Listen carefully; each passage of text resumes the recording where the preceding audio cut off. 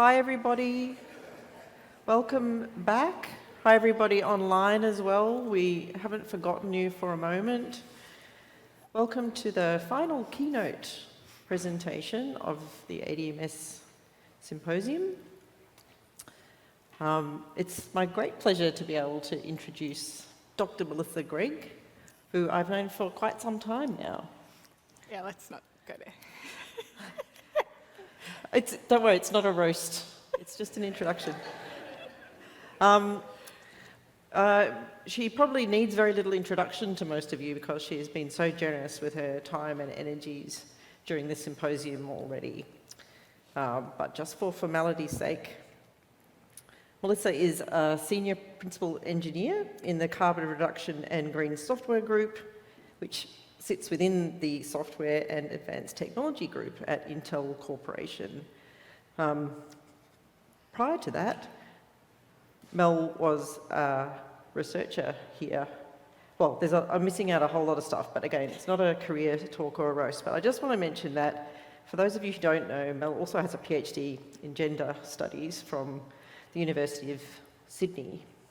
And you might think that there's a huge gap between those two sets of activities, but as I think you'll hear in the talk that Mel's about to give you, throughout her career, she has been concerned with a very particular and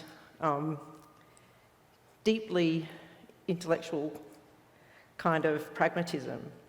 And just reflecting on last night's panel and the question of hope and the question of what is to be done and all those sorts of things, which I think we're going to be led through a bit today. I think it's fair to say, I don't know if you agree, Mel, but you've always been really interested in understanding where we are, what we might do about it within the situations we find ourselves in within organisations of all kinds, whether they're academic ones or whether they're large technology corporations. And we're in quite a situation now as a planet, and really looking forward to hearing what you have to say about it. So with no further ado, please take over. Thank you. Well put. I'm going to have to do a little circle around here. The situation we find ourselves in. Well, thank you very much, Jean. And I would like to begin, as is thankfully customary to do, with an acknowledgement that we are on unceded Indigenous land, the land of the Bunurong and Wurundjeri peoples of the Eastern Kulin Nation. I pay respect to their elders, past, present and emerging, and to the endurance of all Indigenous cultures on occupied land. As some of you know, I come from Lutruwita, Tasmania, which is Palawa country, and I was very moved to see Mark Cleaver's artwork, the Waitini, in the booklet for this event. So you may have seen this. Noticing Palawa in the title, I searched for more information on Mark, and on the RMIT website, there's a beautiful story. So I urge all of you to take a look at that. It's an inspiring story, and it's unfortunately familiar to the many queer young people like myself who felt the need to leave home in order to feel safe, finding a supportive community. Luwatini is Milky Way in Palawakani. And as an expat living outside Australia, I can tell you there is nothing anywhere that gives me more of a feeling of vast connection to something more meaningful than when I look up at the night sky here down under and see what white folks call the Milky Way and the Southern Cross. This is kind of spooky, but I have an image of the Milky Way hanging in my other home in Portland, Oregon, by the Townsville artist Tommy Powell, who's a descendant from the Eastern Torres Strait Islands. And this is reflecting some of my extended family's connections to that place. So thank you, Mark and RMIT, for sharing the stories. I am the daughter of convicts, settlers and tricksters who moved to Tasmania, in some cases forcibly, as part of the terraforming project that was and remains colonial Britain. I grew up on cleared farmland at the southern end of Lunawanna-Alona, also known as Bruny Island, and therefore benefited from unjust land ownership regimes that were foundational to settlement. My father, grandfather, and great-grandfather worked as sheep and cattle graziers to earn a living at a time when practices like land clearing, the mass uptake of pesticide use, and native species erasure took hold, with what we now know to be catastrophic effects. On my mother's side, my great-great-grandfather jumped ship from a vessel that docked in Hobart from the Azores Islands, and like many other opportunistic types of that era, he simply changed his name and started a new life. He ran away, coincidentally, to Bruny Island, where he worked in the thriving whaling industry. And many of you probably know that this was the form of energy extraction that preceded coal to fuel households. Within my one extended family then, we've had recurring relationships to Lunawanna-Alona, which you're seeing here, and the Nuanoni people who lived there as part of the larger Oyster Bay clan. The very well-known survivor of that place, Truganini, was taken from Bruny Island and forced to live here in Melbourne, among other foreign places, as part of her indentured service. And when Truganini was finally returned to her people after a long process of activism, it was my sister-in-law's uncle who helped distribute her ashes in a place very close to where this picture is taken. So when David welcomed us to country earlier this week, he asked us to come with purpose. And by tracing this history, my purpose is to offer a model of recognising ecological debt and the many privileges and legacies that my trajectory continues. In the rest of this talk, I want to invite you to draw connections between the extraction and colonial practices that were normalised at an earlier time and the new forms of ecological harm that are involved in the economy and the colonial powers that govern our life and work today. This process that I just went through, I just shared with you, is something I learned from Leith Sharp, that to begin thinking ecologically, you must first situate yourself in a deep time perspective and trace in a very direct way where you fit in a broader planetary event. More pragmatically, my secondary purpose is to give you a sense of the conversation happening in industry about the environmental challenges of what for the past week we've been calling ADM technologies, but which engineers are calling variously AI, ML, DL, simply voice, simply vision, sometimes multimodal use cases, Web3, or simply HPC, which stands for high performance compute. But I begin with story because I believe one of the main obstacles we face in climate activism, in industry, in academia, anywhere, is how we talk to ourselves about ecology. So this is moving from the question, what do we need to know, which was our animating premise this week, to how do we need to be. So that story I shared, and this is me at Cloudy Bay Beach on Bruny Island, where I'm sitting on a cliff where mutton birds would come home to roost at dusk. This being a very traditional species that Indigenous people of this place were attached to and would eat, and that white occupants of that land have unfortunately been stealing for many years. I did not know that at the time when I was sitting in this idyllic place. So thinking through how to live ecological knowledge within your own life narrative is part of what I'm trying to model here. And I'm also drawing on the work of Timothy Morton, whose book, Being Ecological, has been my plane reading on the way to this event.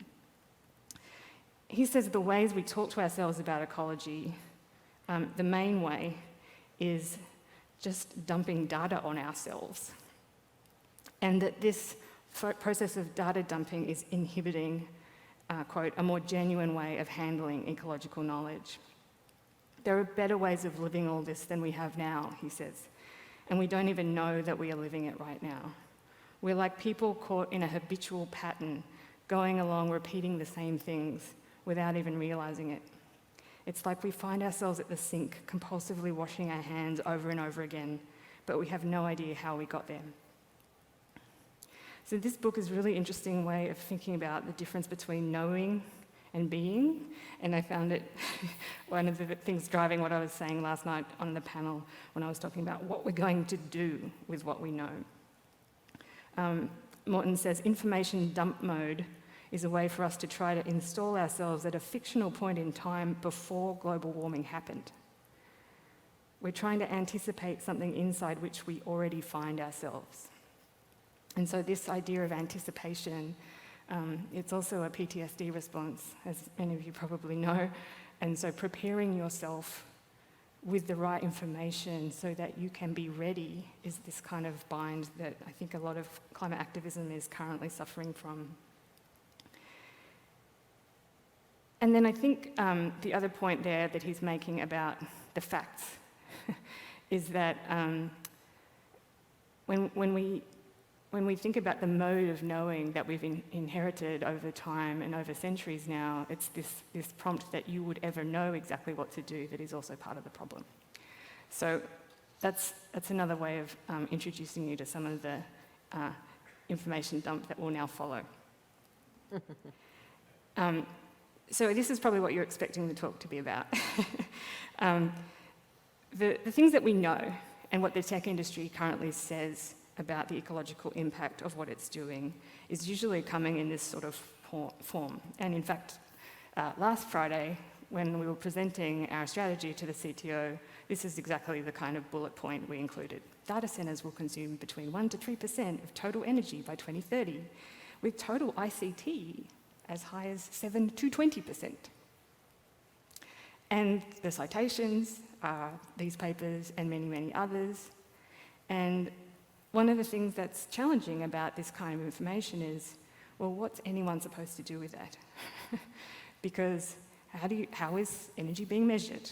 What is 1%? We're currently at 1%, apparently, according to these studies. And so what you see in this and in many other instances in the tech industry is when people talk about climate impact, they're still using the same language of data that they use for everything else, as if it is not required to think or know in a different way about the cumulative effects of patterns that the industry has itself created.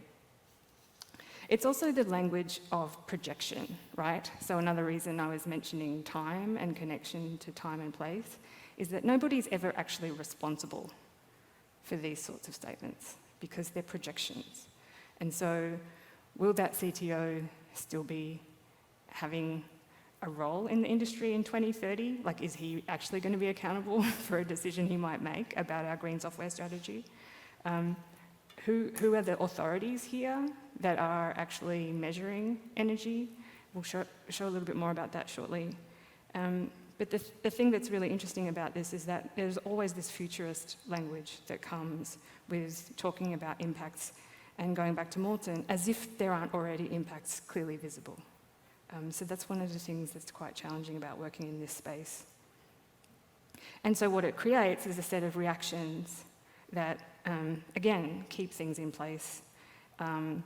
Both a response that is more radical, the more traditional mobilizing response of activism against the spread of data centers, and knowing the impacts ecologically of hosting data centers on local energy grids, and also water resources and water tables is leading to a new kind of activism that we've seen in the Netherlands recently.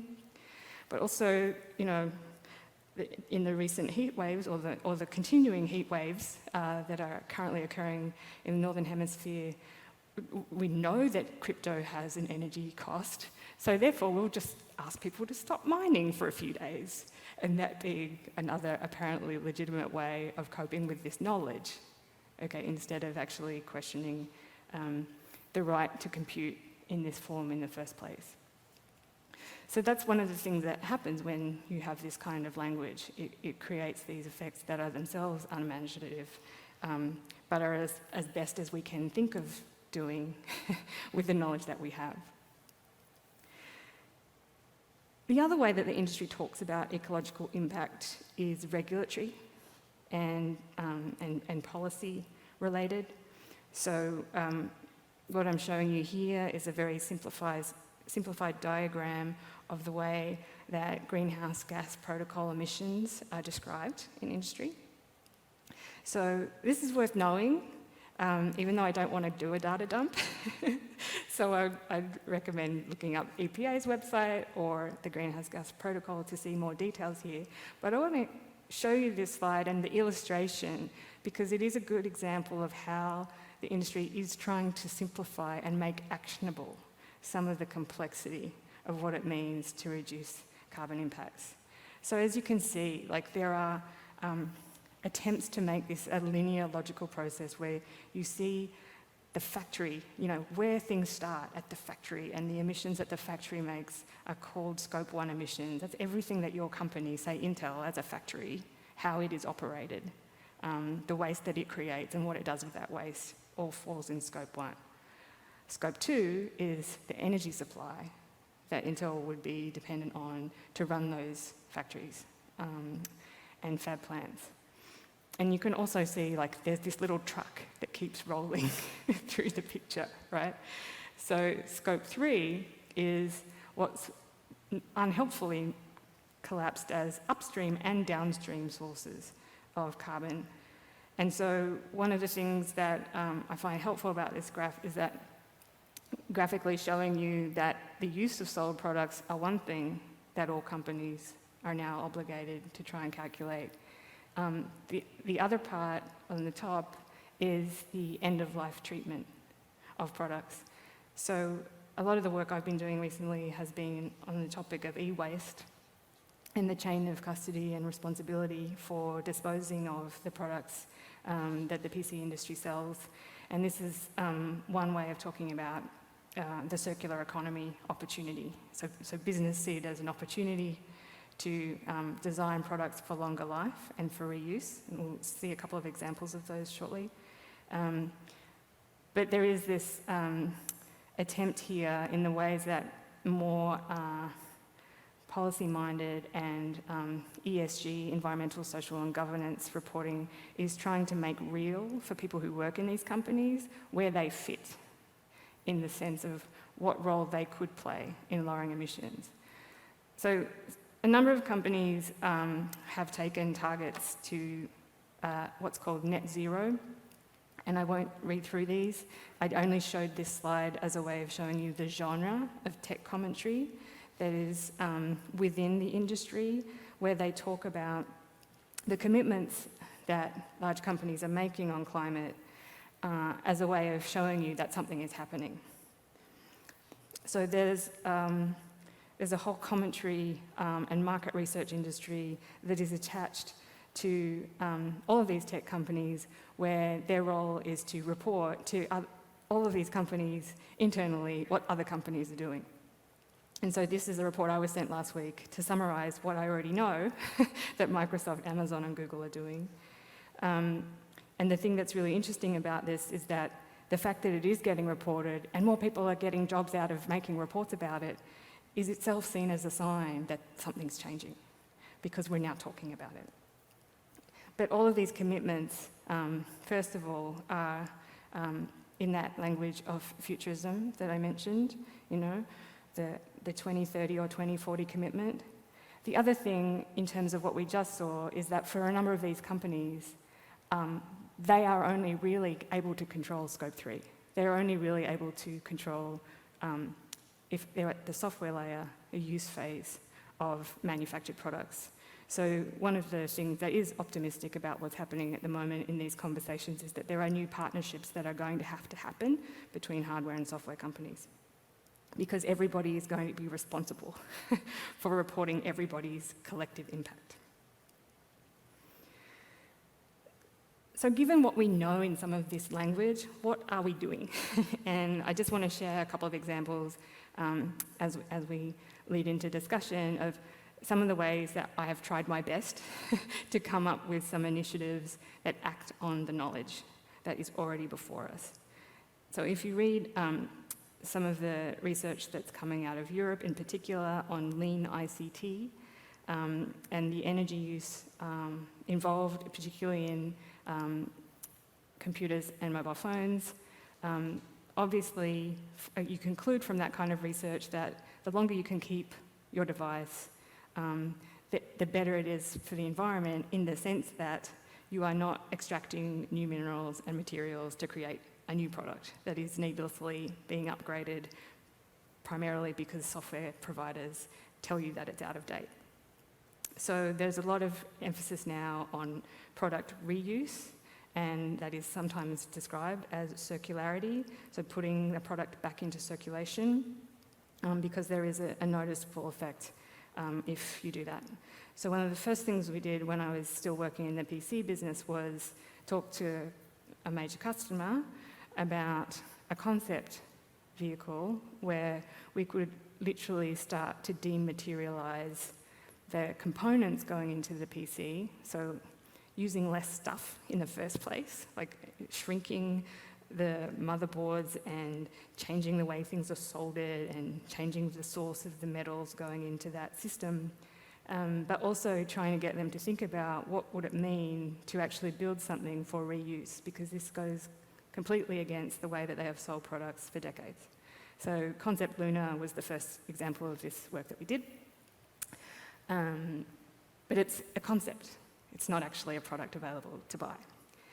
The Framework laptop is available to buy, and I encourage you to do so. It's a startup that released one of the first high-performance modular PCs last year. I met them personally at CES a few years ago before COVID. It was like an episode of Silicon Valley. I was there, and these young white guys all came and pitched me over a coffee at the Intel booth. And they were like trying to decide which chip to use, Intel or somebody else. And thankfully I kept their card and put them in touch with some of my colleagues, and they ended up choosing Intel. But this is an example of I mentioned this in our panel last night when I was talking about the amount of vigor and energy from some young engineers in the industry right now. These guys used to work for Oculus, and they've quit their jobs working for big tech to create the future they want to see. So a fully modular laptop, which is now in its second release, and really exciting work. We've also been partnering with nonprofits whose job and service to the community is repurposing donated laptops when large corporate customers and entities in their community do donation drives. So Free Geek Portland is one of the best known in the US. We've asked them to come in and tell us what to do differently in the way that we design products, and this is what they said. This is their slide. This is also, probably familiar to you, the conversation about the right to repair that is quite active here in Australia as well as the US. What does it take to repair? What are the things that some companies are doing to lock devices so they can't be reused? What would we need to do to make them usable again? Using open source software is a really big part of the solution for these nonprofits, because it costs very little for them to completely refurbish a PC and make it usable for somebody who's never had one. So part of what I'm trying to do in this work is point out that the people that still don't have a computer at home, which is a large number of people in America, let alone the rest of the world, this is what COVID revealed. We shouldn't be worried about losing market share when we're talking about people who just haven't even had the chance to learn how to use a computer.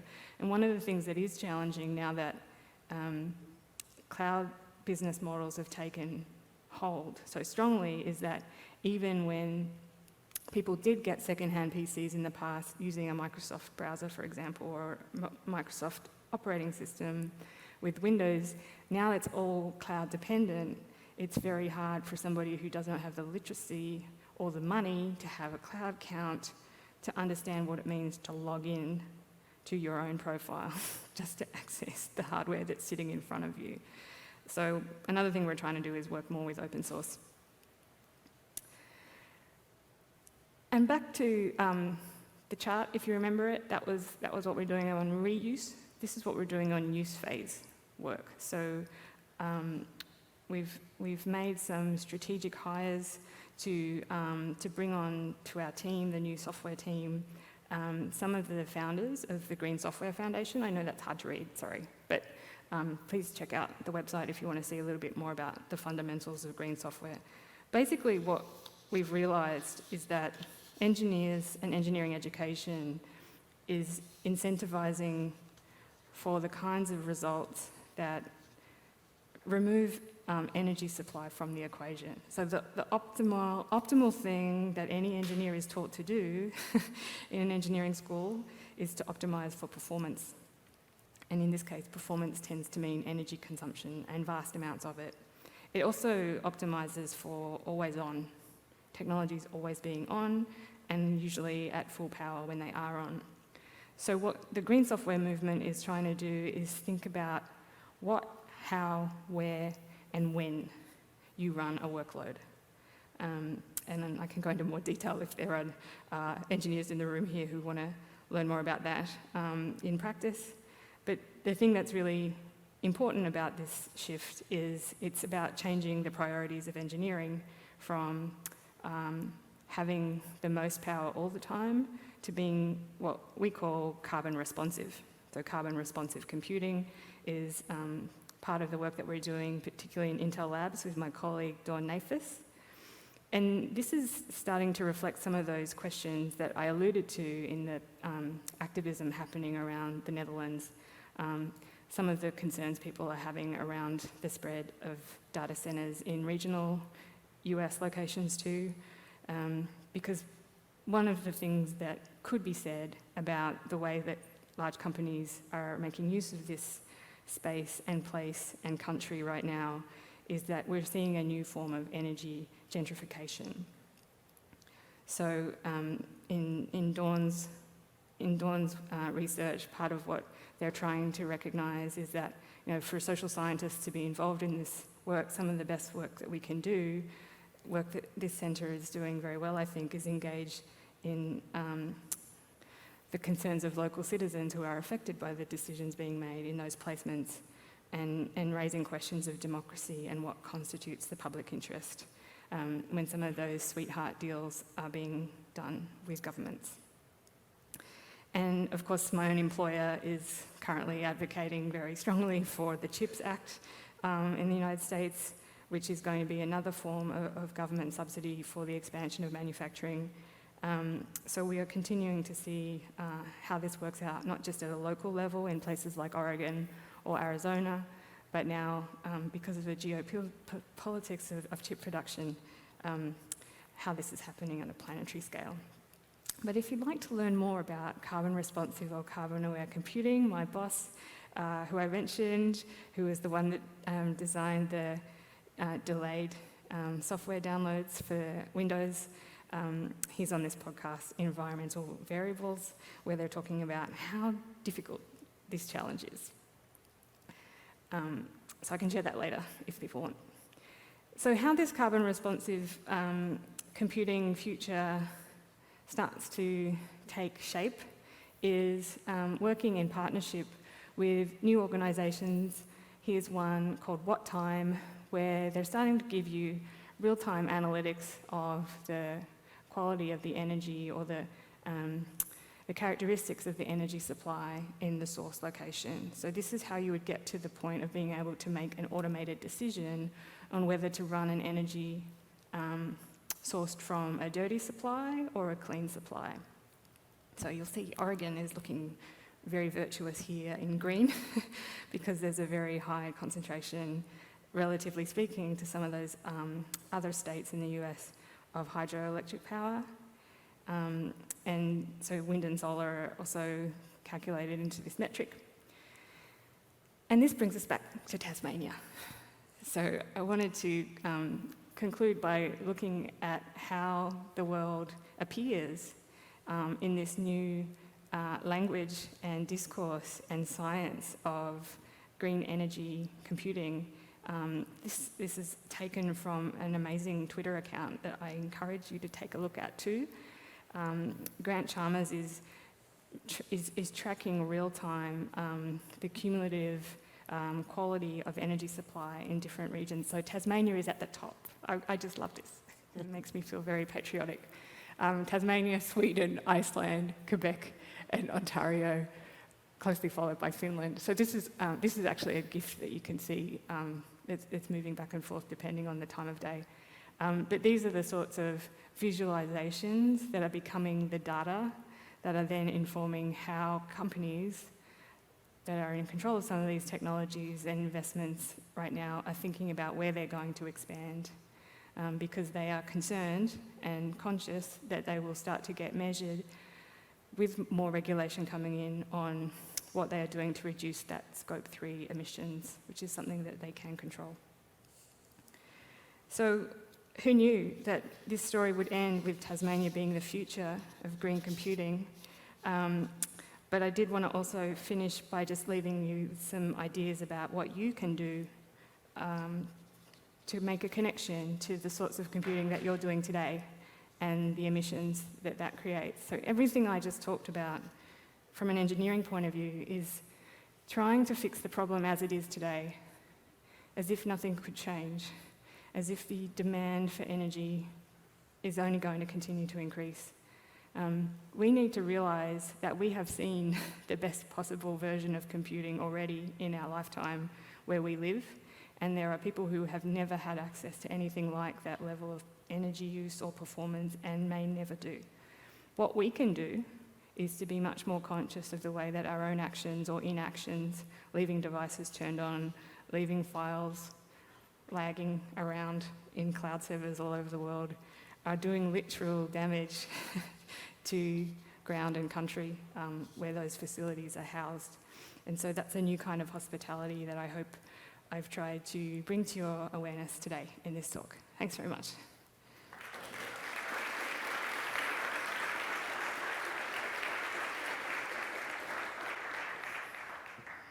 Thanks so much, Mel. A lot to chew on. Good data dump. Good data dump, a lot to think about, lots to take action on, lots of connections, I'm sure, to people's work in the room. So, yep. Remember to let us know who you are when asking the question. Thank you. Hello, I'm Lou. I'm a postdoc from the centre, from Melbourne Law School. Can you talk a bit about the sort of partnership you can see between the hardware companies and the software ones? You just talked a bit about this.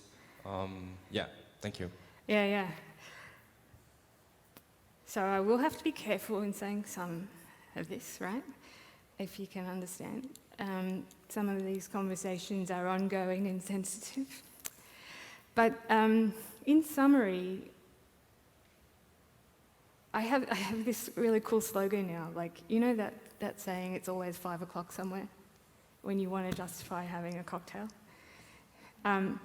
It's always Scope 1 somewhere, is the way that we're thinking about the dependencies between software and hardware companies right now, and the supply chain in general. So what's currently happening in the industry is kind of fascinating, because what were very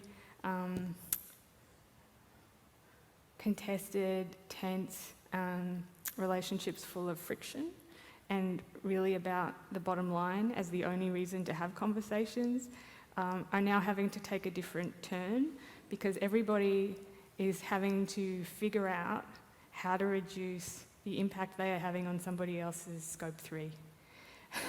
So doing that requires a new kind of transparency in terms of what companies know about the impact of implementing the products that they're taking from their customers and vice versa.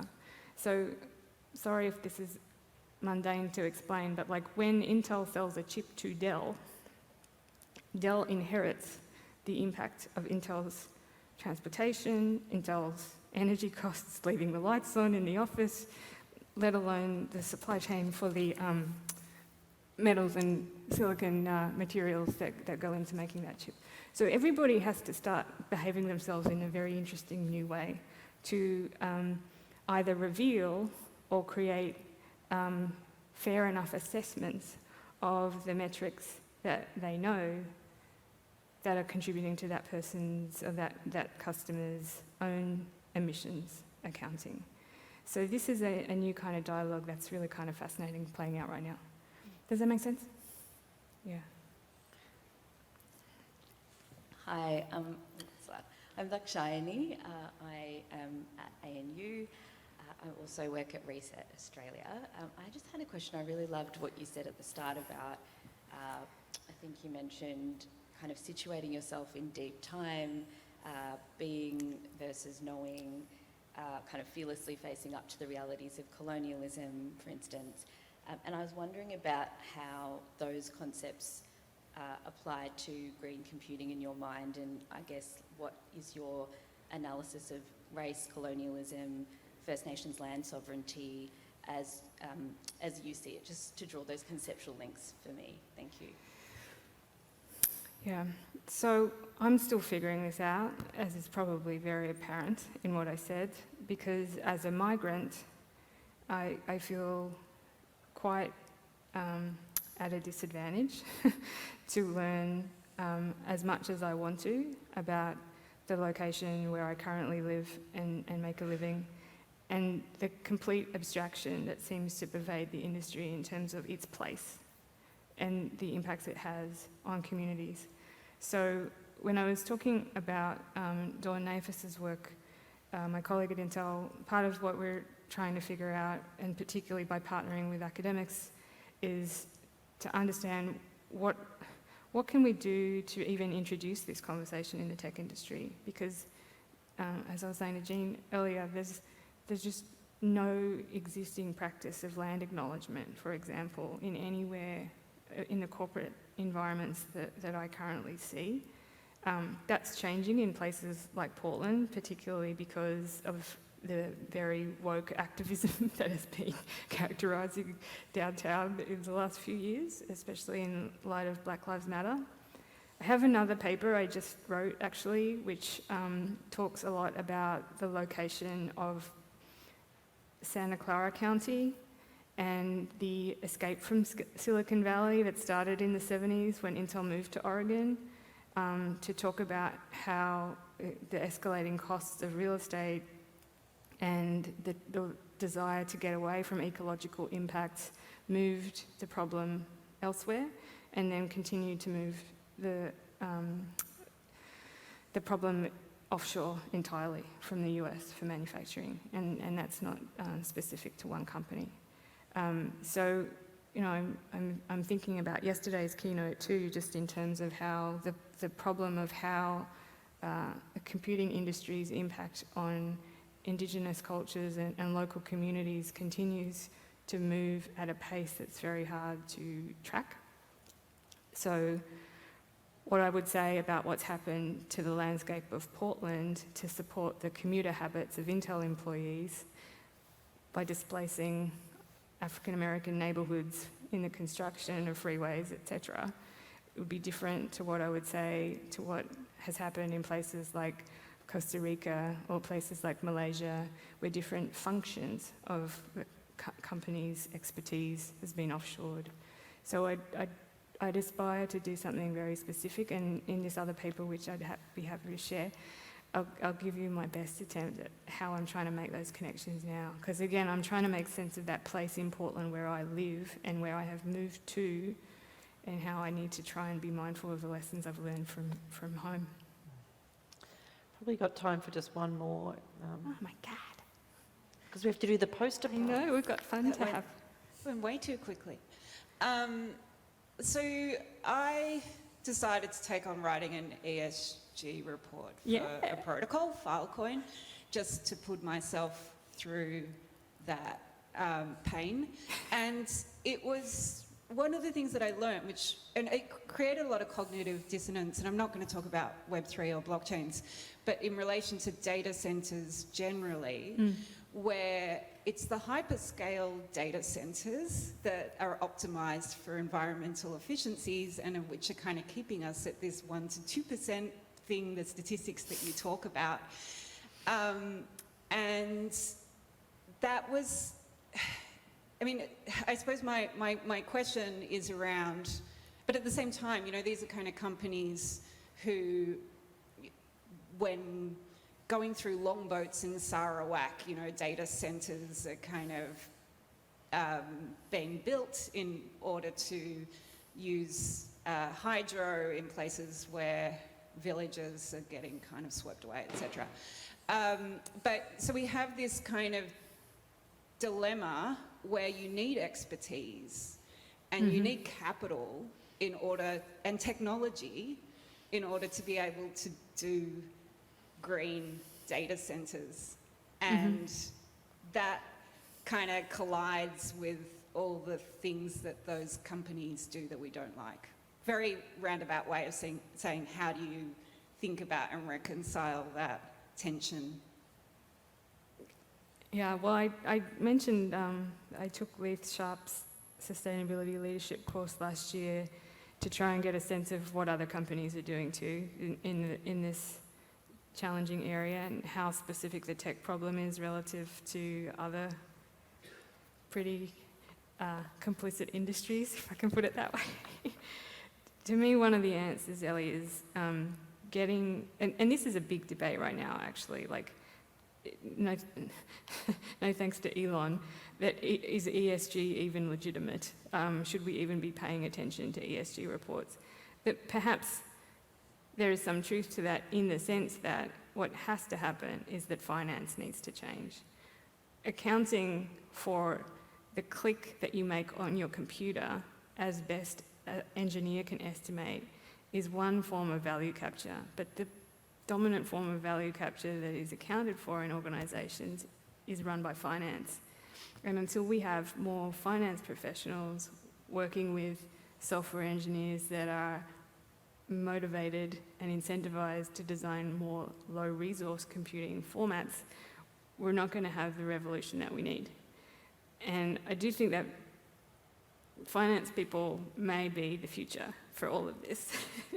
We're already starting to see a lot more happening in green fintech at a speed that's, I think, faster than green engineering. For now, that's where I'm trying to focus, because I have that platform at the moment. But if I had a different kind of brain, I'd be heading into finance. Well, it all starts and ends with money, it seems. Oh my God. I think that brings us to the end of this part of the session. So please, everybody, thank Dr. Melissa Gregg.